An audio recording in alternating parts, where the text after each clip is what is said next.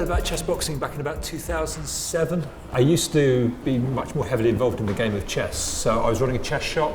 We had a chess magazine, and I was editor of the magazine at the time. We got a press release sent to the office that basically sort of said, I've come across a sport called chess boxing, and I want to bring it to the UK. That was from a guy called Tim.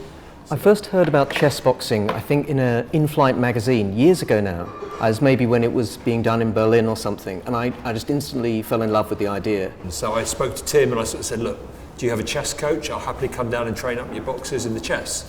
He sort of said, yeah, come along, bring your gym kit. So I did. That was probably early 2008. Did a few training sessions, never really looked back. I had my first fight about 6 months later. I loved the idea of chess boxing, but I didn't know how to play chess, I didn't know how to box, so I didn't really know how to get involved. But they're very open, and I found on their website they said you could just come down every Saturday and just start training. Everyone always welcome to turn up.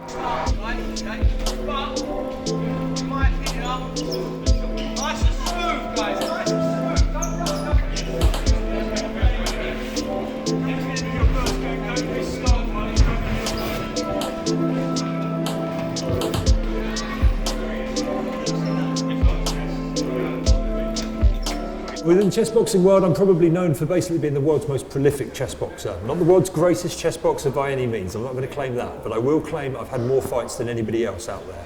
So the next event for chess boxing is Seasons Beatings. It's the Christmas event on the 7th of December. I'm competing in that. It's my very first chess boxing bout. I'm getting a bit apprehensive the closer it gets. I think definitely the competitive element is something that draws me towards the game. And I find that I love it because I don't get much of a competitive outlet. I'm a landlord by trade. And I believe the World Championships is coming up in Turkey later this year, which is also tremendous. So, you know, there's tremendous talent all over the world. People try it and they get excited and they realise what a challenge it is and they really want to do it.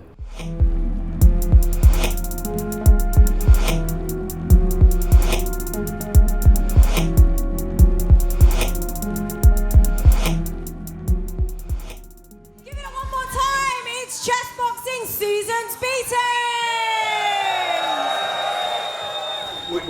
I think the first fight's just started and I'm second fight, so I'll be on in about 15 to 20 minutes, and this is where the nerves kick in, where you start questioning yourself about, like, have you done enough training? Has the guy trained even harder than you have? Has he got something up his sleeve that he's been working on? What is his tactics going to be? So I'm now starting to question myself a bit. So I don't know, I'm quite happy though, because if I had no nerves at all, I don't think I should be in the ring. I think you've got to have a certain amount of healthy fear.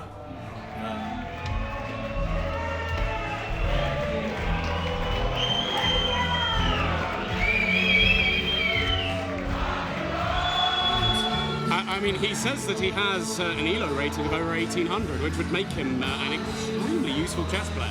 Certainly no slouch. You would expect him to play the opening very confidently. You wouldn't expect him to make big material blunders in the way that we saw in the last match.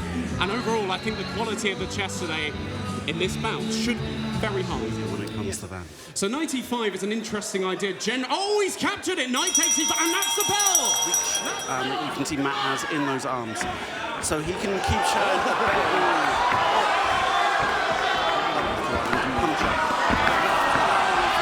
So rook d6 would make sense as a plan for white now, actually. That was exposed ribs. If Matt leaves those, that jab hanging out.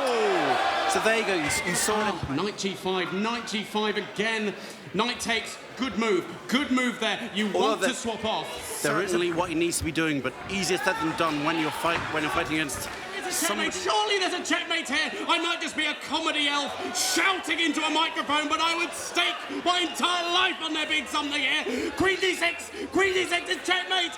Queen to d6 is checkmate. He's looking, he's checking all the permutations. He's got the win in his side, and he's done it. Oh my word. That should not have ended as it did.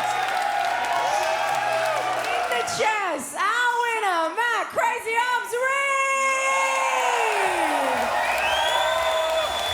I feel like I did well enough tonight, just well enough to get myself the win, and I'll push on now to March. We've got another event, which will be our inaugural World Chess Boxing Championships. And unfortunately, although I've fought an awful lot, I'm not actually good enough to fight for a world title, but I'm hoping I can be a contender for the British middleweight title, which is under 75 kilos.